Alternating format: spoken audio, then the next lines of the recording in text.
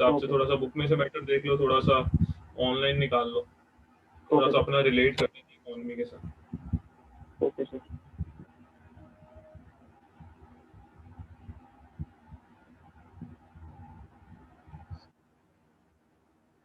क्यों?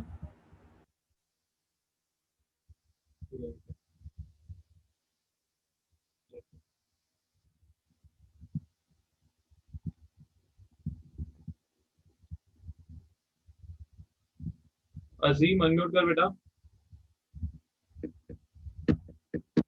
अजीम, Alan unmute करो। Yes sir. Azeem late join क्यों किया? यस सर, सर आवाज नहीं आ रही। लेट ज्वाइन क्यों किया बेटा? लेट ज्वाइन क्यों किया है? 11:55 की क्लास है। सर मैं ज्वाइन करके रखा था और चार्जिंग पे लगा रखा था ना, इसलिए थोड़ी सी लेट हो गया। Alan yes sir. Late join क्यों किया बेटा? तो वो थोड़ा नेटवर्क इशू हो रहा था। म्यूट करो। ओके, वन सेकंड, रिकॉर्डिंग भी ओपन कर लूं। Yes, good afternoon, all of you. Yes, today in today's class we are going to start a new chapter of IED. इस पूरे मंथ में मेन फोकस हमारा IED पे ही होगा। अक्टूबर का पूरा मंथ इंडियन इकोनॉमिक्स डेवलपमेंट करेंगे, बिकॉज मैक्रो इकोनॉमिक्स में बस आपके अब एक यूनिट रह गई है, यूनिट नंबर 3, जिसमें 3 चैप्टर हैं, chapter 7, 8, 9, that is income determination and employment. उसे नवंबर मंथ में कंप्लीट करेंगे प्री बोर्ड से पहले। अभी मैक्रो इकोनॉमिक्स का कोई भी पार्ट अक्टूबर मंथ में स्टार्ट नहीं होगा। तो चैप्टर नंबर 4, ये यूनिट नंबर 3 का आपका पार्ट है। यूनिट नंबर 3 में फर्स्ट चैप्टर आपके पास आता है पॉवर्टी।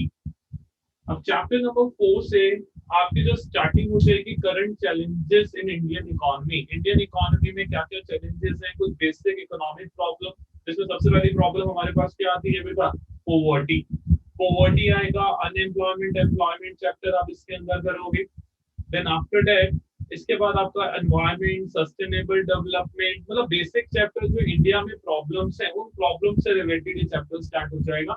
अब मुझे ये बताओ बेटा, कोई भी इंडिया में प्रॉब्लम हो, चाहे वो पॉवर्टी है, वो अनएम्प्लॉयमेंट है, ह्यूमन कैपिटल फॉर्मेशन सही से नहीं हो पा रहा, इन सब के पीछे मेजर रीजन क्या है? यस बेटा, आपके हिसाब से मेजर रीजन क्या है? Right in the chat box.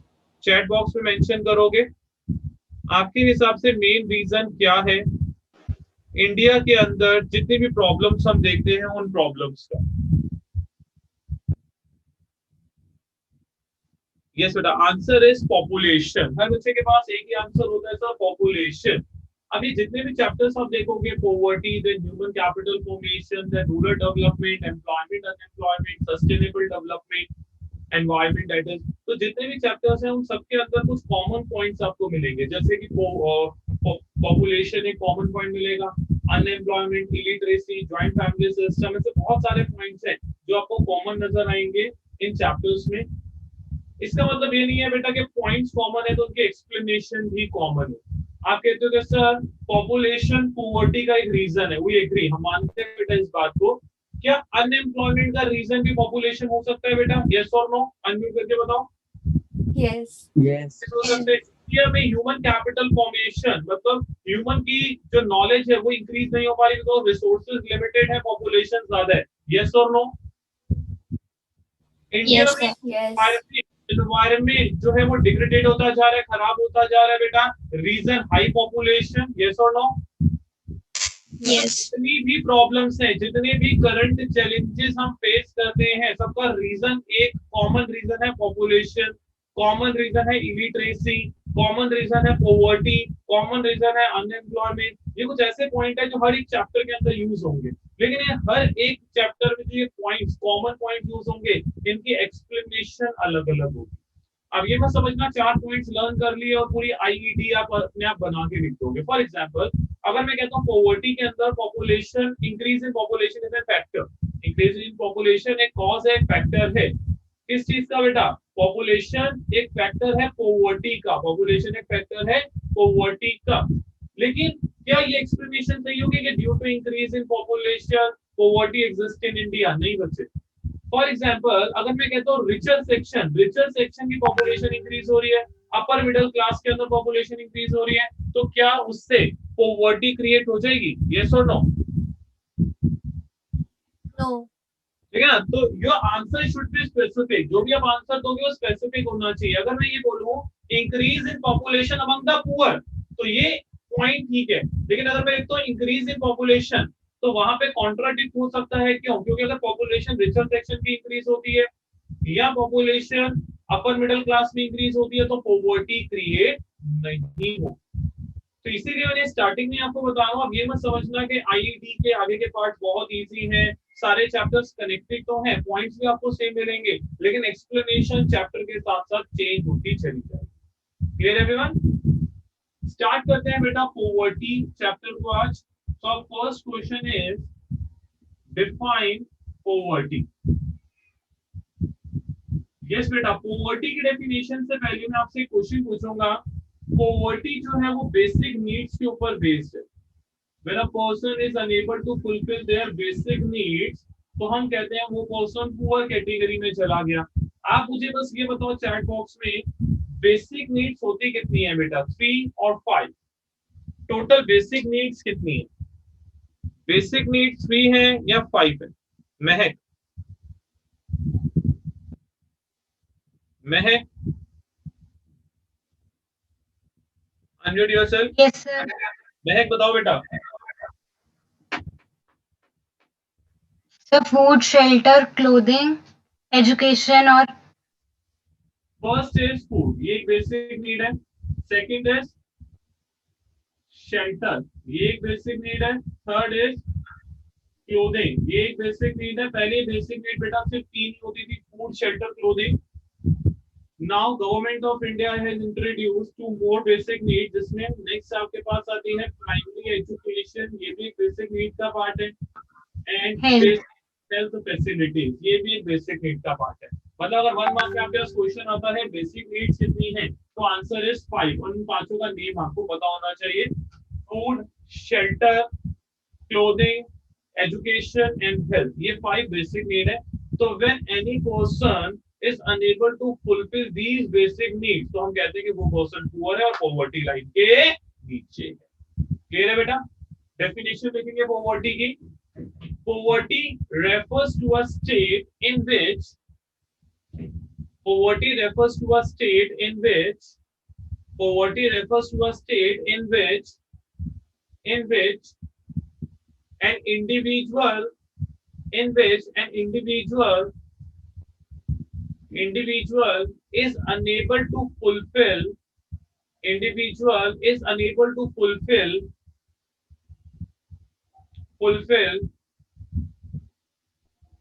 even the basic necessities of life, even the basic necessities of life, even the basic necessities of life। तो पॉवर्टी एक ऐसी सिचुएशन है जहां पे कोई इंडिविजुअल पर्सन अपनी बेसिक नीड्स को भी पूरा नहीं कर पाता। और ये बेसिक नीड्स कितनी है बेटा? 5 बेसिक नीड्स है हमारे पास। First basic need is food, second is shelter, third is clothing, fourth is education and last one is health facilities. ठीक है? तो जब भी कोई पर्सन इन पांचों में से किसी को भी अचीव नहीं कर पाता, तो उसे हम बोलते हैं पुअर पर्सन। अब एक सिंपल सा क्वेश्चन 1 मार्क के लिए एग्जाम में आने के चांसेस कम है, तो इसलिए मैं ऑरली पूछ रहा हूँ। Common characteristics of a poor क्या होंगे? कॉमन फीचर्स बताओ बेटा पुअर के। हमें कैसे पता चलेगा कोई पर्सन पुअर है? क्या हम देख के जज कर सकते हैं ये पर्सन पुअर है और ये पर्सन नॉन पुअर कैटेगरी में आता है? कॉमन कैरेक्टरिस्टिक्स क्या होते हैं पुअर पर्सन के? क्लोथिंग स्टाइल से आप किसी का जज नहीं कर सकते कि क्लोथिंग स्टाइल उसका देख के आप बता सकोगे वो पुअर है या नॉन पुअर है। फर्स्ट इज पुअर हेल्थ, जो भी पुअर पर्सन होंगे पुअर हेल्थ होगी उनकी। सेकंड इज डेट ट्रैप, वो डेट ट्रैप में फंस जाते हैं। Next is limited economic opportunities, because generally they are illiterate और अनएजुकेटेड, तो उनको इकोनॉमिक अपॉर्चुनिटीज नहीं मिल पाती, जॉब नहीं मिल पाती, बिजनेस करना उन्हें आता नहीं है। And next is hunger, starvation and malnutrition. तो ये कुछ कॉमन फीचर है किसी भी पुअर पर्सन के। बिगर फैमिलीज, जो पुअर पर्सन होंगे उनके फैमिली का साइज जनरली लार्ज होता है। लेकिन हमारे पास एक इंपॉर्टेंट क्वेश्चन आता है, बोर्ड में भी आ सकता है, आपके प्री बोर्ड में भी आएगा ये क्वेश्चन, मैं लिखा हूं अभी। मेजर ऑफ पॉवर्टी, पॉवर्टी को कैलकुलेट कैसे किया जाता है, कैसे पता चलता है कोई पर्सन पॉवर्टी लाइन के ऊपर है या नीचे है, या कैसे पता चलता है कि ये पर्सन नॉन पुअर कैटेगरी में आता है और ये पर्सन पुअर कैटेगरी में आता है। तो there are two measures of poverty, first is relative poverty and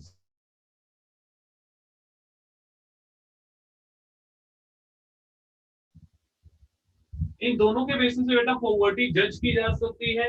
first आते हैं रिलेटिव पॉवर्टी क्या होता है, फर्स्ट हेडिंग लिख लो बेटा, relative poverty. Relative poverty is generally used in developed nations like UK, US, Germany, France. और जो absolute poverty measurement है वो लेस डेवलप्ड कंट्रीज और डेवलपिंग कंट्रीज यूज करती हैं, लाइक इंडिया, पाकिस्तान, श्रीलंका या एशियन की जो मैक्सिमम कंट्रीज है, हम एब्सोल्यूट पॉवर्टी मेजर यूज करते हैं। एब्सोल्यूट पॉवर्टी और रिलेटिव पॉवर्टी में बेटा डिफरेंस क्या करेंगे देख लेते हैं। इंडिया के प्रोस्पेक्टिव से देखोगे, इंडिया के पॉइंट ऑफ व्यू से देखोगे तो रिलेटिव पॉवर्टी बिल्कुल ही गलत कंसेप्ट है, हम इसे यूज कर ही नहीं सकते। कैसे देखो, रिलेटिव पॉवर्टी का मतलब क्या है, एक एग्जांपल दे दूं आपको क्लियर हो जाएगा। लेट्स से दो पर्सन है बेटा, mister Ram and mister Shyam, ये दो पर्सन है mister Ram and mister Shyam. Mister Ram की एनुअल इनकम है ₹20 लाख पर एनम, ये मिस्टर राम की इनकम है। मिस्टर श्याम की इनकम ले लेते हैं बेटा, मिस्टर श्याम की इनकम है ₹25 लाख पर एनम। यस बेटा, रिलेटिवली बताओ दोनों में से कौन पुअर है, रिलेटिवली दोनों में से कौन पुअर है, राम और श्याम? राम रिलेटिवली पुअर है, ठीक है ना, वैसे पुअर नहीं है, रिलेटिवली पुअर है। अगर हम कहते हैं कोई भी पर्सन इंडिया में अगर 20 lakh rupees per annum earn करता है, दैट मींस मंथली उसकी इनकम 1,70,80,000 के आसपास हो गई मंथली, क्या वो पर्सन पुअर कैटेगरी में आ सकता है? नहीं आ सकता। लेकिन अगर हम कंपैरिजन करें, कंपैरिजन के बेसिस पे राम पुअर कैटेगरी में आएगा and Shyam non poor category में। यस बच्चे, मेजरमेंट सही लग रहे हैं या गलत है? क्या ऐसे जज किया जा सकता है पॉवर्टी को? ठीक है, इस टाइप से हम इंडिया में पॉवर्टी मेजर नहीं कर सकते, इस टाइप से हम इंडिया में पॉवर्टी मेजर नहीं कर सकते। एग्जांपल एक और लेते हैं रिलेटिव पॉवर्टी का। लेट्स से हम दो नेशंस को कंपेयर करते हैं, यूएसए एंड इंडिया। यस बेटा बताओ, रिलेटिवली कौन पुअर है दोनों में से? इंडिया। पुअर कैटेगरी में चला जाएगा and US non poor category में चला जाएगा। और यही कंपैरिजन अगर हम इंडिया एंड पाकिस्तान का कर दे तो ये सब बताओ, पाकिस्तान कैटेगरी में चला गया and India non poor category में चला गया। मतलब अगर हम एक नेशन के साथ अपने नेशन को कंपेयर करते तो हम पुअर आ जाते हैं, किसी दूसरे नेशन के साथ करते तो हम नॉन पुअर आ जाते हैं। ठीक है, तो ये एक सही मेजरमेंट नहीं है, बिकॉज यहाँ पे क्या होता है, रिलेटिवली बस देखा जाता है कौन पुअर है कौन नहीं। ये मेथड तब सुटेबल है जब आपको किसी रीजन को कंपेयर करने, उसकी इकोनॉमिक कंडीशन देखनी। For example Delhi and Bihar, दोनों में से बेटा कौन पुअर है? बिहार। बिहार। ठीक है, आप पूरे इंडिया के अंदर कंपैरिजन कर लो, अगर आप कंपैरिजन के बेसिस पे देखना चाहते हो तो ये मेजरमेंट सही है, लेकिन इंडिविजुअल्स को कंपैरिजन के बेसिस पे पॉवर्टी कैलकुलेट नहीं कर सकते। अब हमें पता चल गया ओडिशा, बिहार ये रिलेटिवली दूसरे नेशन से लेस डेवलप्ड है, तो गवर्नमेंट प्लान्स एंड पॉलिसीज बना के उनको डेवलप्ड कर सकती है, लेकिन उससे हम पॉवर्टी कैलकुलेट नहीं कर सकते। क्लियर हो गया? लिखेंगे बेटा रिलेटिव पॉवर्टी की डेफिनेशन लिखो, हेडिंग डाल दो relative poverty. It refers to poverty of people. It refers to poverty of people. It refers to poverty of people, comma, in comparison to other people. In comparison to other people, comma, in comparison to other people, comma, regions and nation or nation. Regions or nations. तो जब हम दो regions को compare करते हैं, दो Nations को compare करते हैं, दो इंडिविजुअल पर्सन को कंपेयर करते हैं, कंपैरिजन के बेसिस पे हम जज करते हैं कौन पुअर है कौन नॉन पुअर है। Full stop. नेक्स्ट लाइन पे लिखेंगे, it helps in understanding It helps in understanding the relative position of. It helps in understanding the relative position of different segments of the population. Relative position of different segment of the population. Relative position of different segment of the population. Different segment of the population. Clear everyone? समझ आ गया बेटा relative poverty क्या होता है और इसे हम एक सही मेजरमेंट क्यों नहीं लेते? क्लियर है सबको? यस और नो? Yes, sir. ठीक है। नेक्स्ट पार्ट में मूव करते हैं, that is absolute poverty. Absolute poverty क्या करता है बेटा? कंट्री में कितने लोग पुअर हैं, कितने लोग नॉन पुअर हैं, उनकी कैटेगरी डिस्क्राइब कर देते हैं। तो एब्सोल्यूट पॉवर्टी पुअर और नॉन पुअर के बारे में बताते हैं कि कितने परसेंट बिलो पॉवर्टी लाइन रहते हैं। अभी पॉवर्टी लाइन क्या है समझो।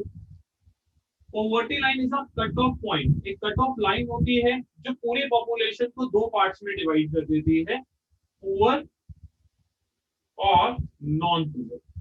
मतलब जो भी इस लाइन से ऊपर होगा वो नॉन पुअर कैटेगरी में आ जाएगा, जो इस लाइन से नीचे होगा वो पुअर कैटेगरी में आ जाएगा। जो बिलो पॉवर्टी लाइन होते हैं जिसको बोलते हो बेटा बीपीएल, बिलो पॉवर्टी लाइन, ये पुअर कैटेगरी है। अबव पॉवर्टी लाइन ये नॉन पुअर कैटेगरी होती है। ठीक है, डिस्क्राइब कैसे होता है कि पर्सन पुअर है या नॉन पुअर है? पॉवर्टी लाइन से। पॉवर्टी लाइन कैसे डिस्क्राइब होती है नेक्स्ट क्लास में डिस्कस करेंगे, लेकिन अभी समझते हैं इसके कुछ नॉर्म्स। जो मैं नॉर्म्स लिखूंगा इसको भी मैं नेक्स्ट क्लास में एक्सप्लेनेशन में लिखवाऊंगा, अभी बस समझा रहा हूं सिंपल। इसके दो नॉर्म्स है बेटा। First norm is calorie norms, second is expenditure norm. इन दो नॉर्म से हम कंट्री के अंदर पुअर और नॉन पुअर पर्सन की कैटेगरी डिस्क्राइब कर सकते हैं। कैलोरी नॉर्म्स को दो पार्ट्स में डिवाइड किया जाता है, rural area and urban area. तो कोई भी पर्सन जो रूरल एरिया में रहता है अगर वो एक दिन में 2400 कैलोरीज कंज्यूम करता है बेटा पर डे पर पर्सन 2400 कैलोरीज कंज्यूम करता है तो वो नॉन पुअर कैटेगरी में आ जाएगा। और अर्बन एरिया में डेटा है बेटा 2100 कैलोरी पर डे पर पर्सन, तो वो पर्सन नॉन पुअर कैटेगरी में आएगा। इसकी एक्सप्लेनेशन कैसे लिखनी है वो बता दूंगा, अभी समझ लीजिए। 2400 कैलोरीज रूरल एरिया में और अर्बन एरिया में 2100 कैलोरी। मेरा क्वेश्चन है बेटा रूरल में कैलोरीज ज्यादा क्यों है, अर्बन में कम क्यों है? सर बिकॉज रूरल एरिया में फिजिकल वर्क ज्यादा होता है, अर्बन एरिया में मेंटल वर्क ज्यादा होता है। बेटा तो अर्बन एरिया में फिजिकल वर्क कम है, रूरल एरिया में फिजिकल वर्क ज्यादा है। Due to physical work rural areas के अंदर कैलोरीज नीड ज्यादा है और अर्बन एरियाज में कैलोरीज नीड्स कम है। Next is expenditure norm. Expenditure norm is further classified into two parts. इसको भी हम दो पार्ट्स में further classify कर देते हैं। First is rural people, जो लोग रूरल एरियाज में रहते हैं, and next is urban area. तो as per monthly expenditure norm, ये MPC होता है, monthly per capita expenditure। इसके बारे में एक्सप्लेनेशन नेक्स्ट क्लास में लिखेंगे MPC के बारे में। तो रूरल एरियाज का नॉर्म क्या है बेटा? रूरल एरियाज का नॉर्म है कोई भी पर्सन अगर रूरल एरिया में रहता है और एक महीने में 826 रुपीज पर मंथ, ये डे नहीं है, पर डे ये है, ये मंथ है। एक महीने में अगर रूरल एरिया में कोई भी पर्सन अपनी कंजम्पशन एक्सपेंडिचर पे अगर 826 रुपीज स्पेंड करता है अपने ऊपर इंडिविजुअल पर्सन, तो वो पुअर कैटेगरी में नहीं आता। और अर्बन एरियाज में ये डेटा बेटा 1000 का है। अर्बन एरियाज में ज्यादा क्यों है? बिकॉज अर्बन एरियाज में इन्फ्लेशन रूरल एरिया से ज्यादा होती है। तो ये पर्सन पॉवर्टी लाइन के ऊपर माने जाएंगे, पीछे नहीं माने जाएंगे। ये दो नॉर्म्स हैं जिसके बेसिस पे पॉवर्टी डिस्क्राइब होती है इंडिया में। First is calorie norm, second is MPC. पहले कैलोरीज नॉर्म ज्यादा यूज होता था, आज के टाइम पे एमपीसी नॉर्म ज्यादा यूज होता है। ये यूज करते कैसे डिटरमाइन करते हैं इसे, ये सब नेक्स्ट क्लास की बात है, लेकिन अभी बेसिक बता दिया। देखो बेटा एब्सोल्यूट पॉवर्टी, ये एब्सोल्यूट पॉवर्टी का ही पार्ट है sir. Absolute poverty it refers to the total number of people It refers to the total number of people living below the poverty line. It refers to the total number of people living below the poverty line. Living below the poverty line. Full stop. Full stop. Next slide में लिखो. The concept of absolute poverty. The concept of absolute poverty is relevant. The concept of absolute poverty is relevant for the less developed countries like India. For the less developed countries like India. For the less developed countries like India, full stop. It helps to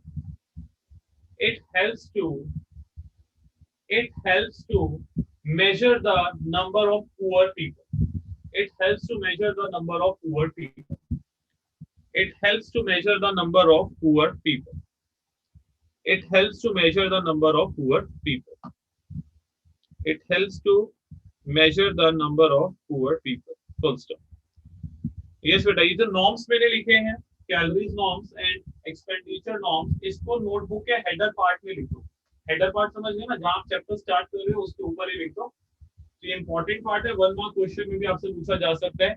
MPC की full form है monthly per capita expenditure and ये है calories norms. तो इन दोनों को note कर लो एक बार. कोई डाउट है तो पूछो.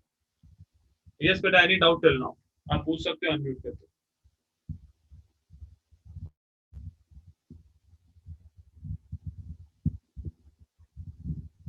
यस बेटा, कुछ बच्चों ने आज लेट ज्वाइन किया था इसलिए मैंने वेटिंग रूम भी अनेबल कर दिया था यहाँ पे. तो नेक्स्ट टाइम से टाइम पे ज्वाइन किया करो. ध्रुव राजपूत लेट ज्वाइन क्यों किया था बेटा आज? कुणाल नहीं हो रहा था. हाँ बस सबके पास एक ही बात है. Kunal, Neha best,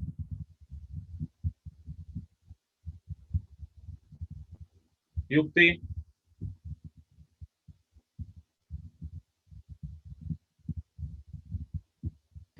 sir network issue हो रहा था. अच्छा, जल्दी से बेटा नोट करो और नोट करने के बाद चैट बॉक्स में डन लिख दो.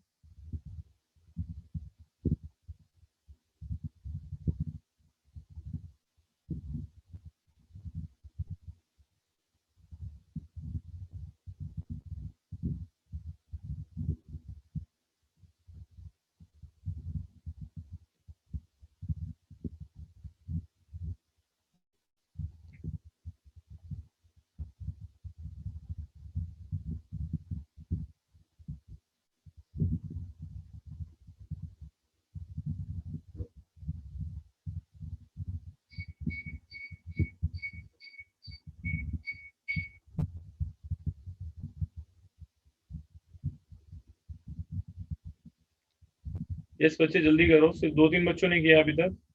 जल्दी नोट करो.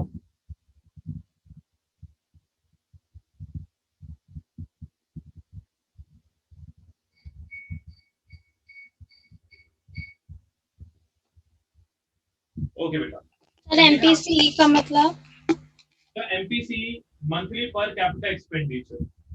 Monthly per capita expenditure that means एक पर्टिकुलर पर्सन को अपनी बेसिक नीड्स को पूरा करने के लिए एक महीने में कितना खर्चा करना पड़ेगा. सिर्फ कंजम्पशन एक्सपेंडिचर में, बाकी नहीं, सिर्फ कंजम्पशन एक्सपेंडिचर. क्लियर है?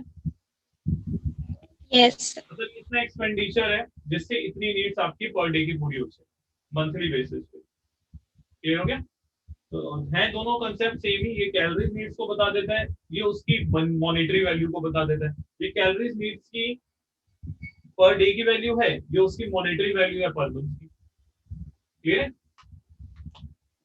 तो ये बेटा दो नॉर्म्स है. वैसे अगर आप इन नॉर्म्स के बेसिस पे पॉवर्टी कैलकुलेट करते हो तो हमारे यहाँ पे पॉवर्टी आती है 21% के आसपास.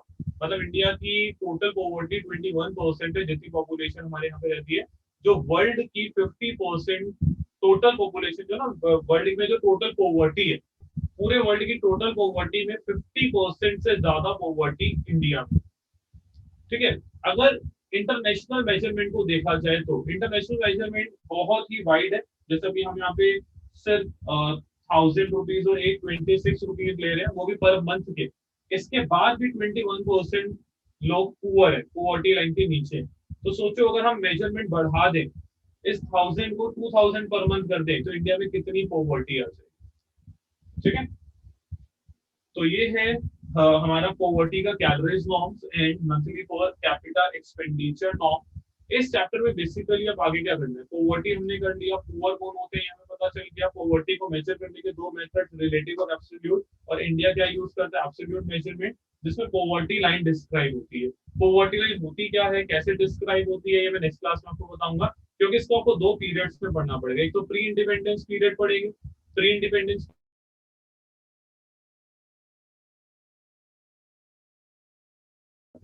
तो प्री इंडिपेंडेंस पीरियड में दादा भाई नौरोजी वाज द फर्स्ट जिन्होंने इंडिया में पॉवर्टी लाइन को डिस्क्राइब किया। And after that Tendulkar committee और दो तीन कमेटीज, प्लानिंग कमीशन, इन सब ने मिलकर calories norms and monthly per capita expenditure norms के बेसिस पे पॉवर्टी को डिस्क्राइब किया। देन इसके कुछ कॉजेस हैं, पहले कैटेगरीज है, ट्रांजिट पुअर कौन होते हैं, क्रॉनिक पुअर कौन होते हैं, नॉन पुअर में कौन कौन आते हैं, सिर्फ डेफिनेशन, उसके बाद कॉजेस, एंड सबसे इंपॉर्टेंट क्वेश्चन इस चैप्टर का पीएपी, पॉवर्टी एलिवेशन प्रोग्राम्स में गवर्नमेंट ने कौन कौन सी पॉलिसीज से पॉवर्टी को रिड्यूस करने के लिए ट्राई किया। जैसे आपने सुना होगा एमपी नरेगा, स्वर्ण जयंती ग्राम स्वरोजगार योजना, ग्रामीण रोजगार योजना। तो ये कुछ पॉलिसीज आपको इस चैप्टर में करनी। ठीक है, तो ये है आपका बेसिक एक शॉर्ट समरी पॉवर्टी चैप्टर की। स्टार्टिंग में आपको बता दी है, पहला क्वेश्चन आपको पॉवर्टी क्या होता है, देन मेजर ऑफ पॉवर्टी में एब्सोल्यूट और रिलेटिव, इसमें 3 मार्क्स में डिफरेंस भी आ सकता है कि एब्सोल्यूट और रिलेटिव का डिफरेंस बताओ 3 मार्क्स का, लेकिन इंपॉर्टेंट क्वेश्चन है, 3 मार्क्स में आने के पूरे चांस होंगे। बोर्ड में भी आ सकता है एंड आपके प्री बोर्ड में तो आएगा ही आएगा। ठीक है, चलो आज के लिए इतना ही करेंगे, बाकी नेक्स्ट क्लास में इसका आगे का पार्ट स्टार्ट करेंगे, प्री इंडिपेंडेंट, पोस्ट इंडिपेंडेंट और कैटेगरीज नेक्स्ट क्लास। जिसको डाउट है बेटा वो डाउट पूछ सकता है, बाकी बच्चे लेफ्ट कर सकते हैं। सर हाँ जी, सर एक बार आप प्रोजेक्ट का बता दो।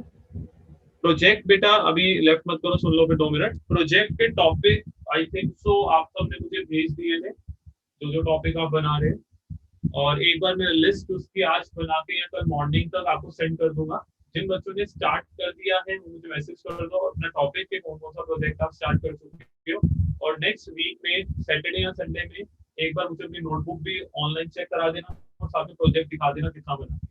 जो भी आप प्रोजेक्ट ले रहे हो, लेट्स से किसी बच्चे ने मेक इन इंडिया में ले लिया, किसी ने किसी बुक का टॉपिक ले लिया, तो पहले बताओ मेक इन इंडिया क्या है, कब लॉन्च हुआ, उसकी हिस्ट्री बताओ थोड़ी सी, देन उसका इकोनॉमी में पॉजिटिव इफेक्ट क्या हुआ, नेगेटिव इफेक्ट क्या हुआ, फ्यूचर में उसका क्या इम्पैक्ट हो सकता है इकोनॉमी पे।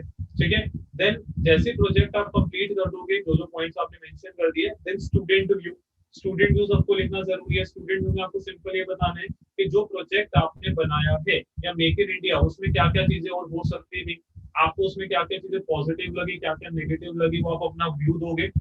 देन उसके बाद कुछ क्वेश्चनियर लगाने, क्वेश्चनियर कैसे लगाने वो लास्ट में लगा देंगे, उसको अभी छोड़ दो। क्वेश्चनियर का पार्ट छोड़ दो, वो मैं बनवा दूंगा, आपको एक सैंपल बता दूंगा, उस सैंपल के बेसिस पे अपने क्वेश्चन फ्रेम करते रहना और अपने अपने टॉपिक के क्वेश्चनियर प्रिपेयर कर देना। क्वेश्चनियर से पहले पहले का जो पार्ट है उसको कंप्लीट कर दो। जिस बच्चे का अभी तक फाइनल नहीं हुआ, मैं एक बार कल लिस्ट भेज दूंगा, जो आपने मुझे लिस्ट बताई, ठीक है, कौन कौन से आप बना रहे हो, जिनका फाइनल नहीं हुआ वो कल कल में फाइनल कर दो। वैसे तो हो चुका है मैक्सिमम बच्चों का फाइनल, ठीक है, बनाना स्टार्ट कर दो, इसलिए अगर नहीं बनाना शुरू किया अभी तक। सर कोई सैंपल प्रोजेक्ट भेज देना। सैंपल प्रोजेक्ट चलो मैं भेज दूंगा। सर आपको मैसेज करना है कि कौन से टॉपिक में बना रहे हैं हम? एक बार भेज, अभी रहने दो, चलो कल मैं एक बार लिस्ट तुम्हारे सामने क्लास में एक बार डिस्कस कर लूँ। Okay sir. कल की क्लास को मिस मत करना। ठीक है बेटा, कर दो, लेफ्ट कर दो।